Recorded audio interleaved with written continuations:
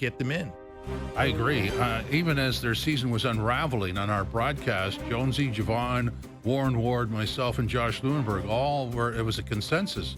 This team should be a 6th seed next season, just based on the growth of the young players they have, and with Ingram now healthy and ready to go, that starting 5 the way it is, without any trades, we figure they were a 6th seed. Hey, the key phrase there is Ingram now healthy. Yeah. That actually is true for the bulk of this season. Yeah. Then I think they're for sure there.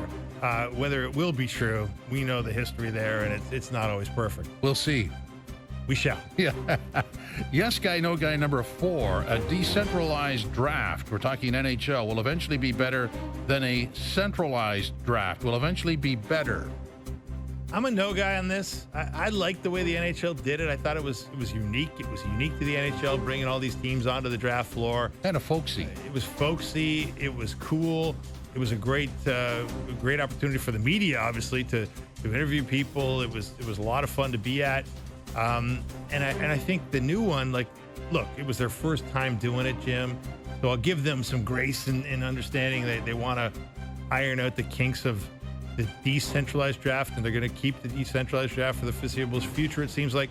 But it was not a good viewing experience. Well, that's you're talking about the TV show. Yeah, absolutely. But the TV show is the draft. That's what exactly. And the other one was a nice sort of family gathering with the hockey community. I used to love going to, because you'd run into all kinds of hockey people. But I think they got trapped by trying to keep what they thought were prime elements from the way it was. And that would be the team greeting the player in the little room there, which was awkward as heck. Well, they did it by Zoom call. Yeah, it's just awkward. It's not good television. And then, of course, the player comes out and gets interviewed by somebody else. Just have the interview. Trim that back. Here's my thing for broadcasters. I'm not a broadcaster. I'm not a broadcast executive, and I'm barely a broadcaster. But my thing is, just as a viewer, no one wants to watch a televised Zoom call. Okay? No. Nobody wants to watch a televised. Most people on Zoom calls don't want to watch it, yes. let alone the viewing audience. Exactly. Yeah, that's just awkward as heck. Really. There's the delay. Yeah. We should do that here. Count to 3 when I ask you a question. Luckily, this is not on Zoom. The show would be even worse, and that's hard to imagine. Yeah, well, we've all worked with delays in the past. They're not very exciting. And if you're watching it, even less exciting. So we both agree that's a no guy. Yes guy, no guy. Where are we at? Number 5. The home run derby is the best all-star skill competition, i.e. the 3-point contest, dunk competition, the NHL skills competition. The home run derby is the best of all that. I'm probably against the grain on this, but I'm a yes guy on this. I love dingers.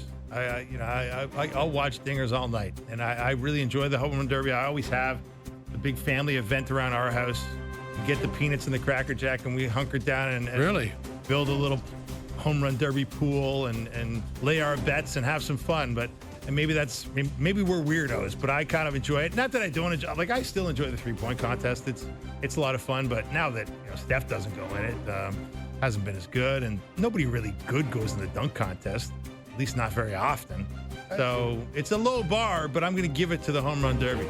I'm going to say no guy. I'm an anti-all-star break gimmick guy. I just don't. You don't like any of them? No, I don't. I never watched them. When I watched the Homer Derby, it's like, dude, he's tired. Or if it's a Blue Jay, oh yeah, he's going to kill himself in the second half. His home run totals are going to drop off because he's fatigued. It's an uncomfortable view for me. Okay. But the way you mapped it out with the family thing and sort of the wagering line or the in-house pool, that works. You're in the majority. I think I'm definitely an outlier on this because I've expressed this opinion before and been absolutely hammered for it. But you know what? It's just how I feel, and I'm sticking to it. And same for the 3-point. It's great, and then all of a sudden, what's it worth? Yeah. It's like disposable entertainment. Yeah. As soon as it's over, it's over. You know what? The only good thing about those things is you do get some occasional classic moments. You get a Vince Carter doing what he did 25 years ago. You get a Steph Curry doing something special. You get I really love the one where they had Steph versus Sabrina there. With the crossover between the WNBA and the NBA. Those things, I think those things have a potential to be really fun, but it's hard to sustain them year after year after year. And time sort of erodes. Like the NHL, one of the very first ones that I think was noteworthy was the hardest shot. Yeah, that was fun. It was, but now nobody takes a slap shot, so what's it worth? Exactly. Exactly. So let's veer into that game we started the broadcast with, mini max. So let's apply it to the Toronto Maple Leafs. Just assuming or going with what they have now and starting the season, what's the minimum in your opinion they should do going forward that you'll accept? The minimum they should do going forward is to acquire the top 6 forward the GM says he's going to acquire. I mean, I think doing what you say you're going to do is important as a hockey executive, especially in a place like Toronto. So Brad Treliving has pointed to that as a expectation, and I think every Leaf fan is waiting around to see who that guy is and who he becomes. And we all know it's not going to be easy. We all know they don't have a ton of trade pieces to deal with here, but Brad Treliving has certainly pointed to that as a need, and I think everybody agrees. You and I are sitting here agreeing that they need that. So that would be my minimum. They do at some point. I'm going to go against the grain. My minimum is the way it is now. I would accept that, just because I think that whoever that top 6 guy is shows up eventually later in the movie. What I want out of this is scrutiny on the bottom 6. I want that bottom 6 to be airtight so that when the top 6 guy shows up, it actually makes a difference. Like right now, as we've seen over the last 9 years, you had that guy and you couldn't support him. Yeah. It didn't work. Yeah, no, it's a good point. I mean, there's a lot to be said for that. We just had Craig Button on, and he was, Craig made a great point about depth, right? Yeah. You looked at, I think every executive in this league, in my experience, when the Stanley Cup is awarded, they kind of start reverse engineering. How did they do it? How did the Panthers do what they did, right? And as much as, we all focused on the free agency and the no state tax and Bill Zito doing this miracle worker's job of keeping all 3 of his relevant, impending free agents, keeping all 3 in Florida at what appear to be team-friendly deals.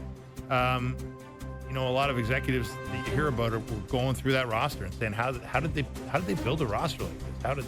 It's not just about the guys at the top of it, right? It's about the depth of this roster and the contributors they got throughout the playoffs, which kind of made like the 3rd and 4th line on a lot of nights stars. Oh, that 3rd line's a meat grinder. 3rd line was their best line on a lot of nights. Oh, boy. And then, we all know about the turning point of the way, Maurice deployed that 4th line and what it meant to him and to that team. So you're right. It's a big factor here for the Leafs. They didn't get enough out of those guys in the playoffs by any measure.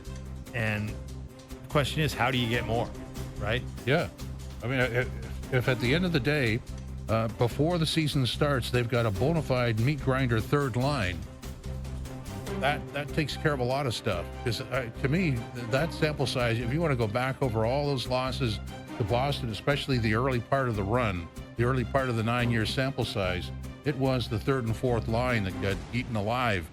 But except for when Kadri was there, but of course he got suspended. But I mean, that was a big factor for the Bruins. Yeah, I agree. And here's the other, the storyline that to me has kind of gone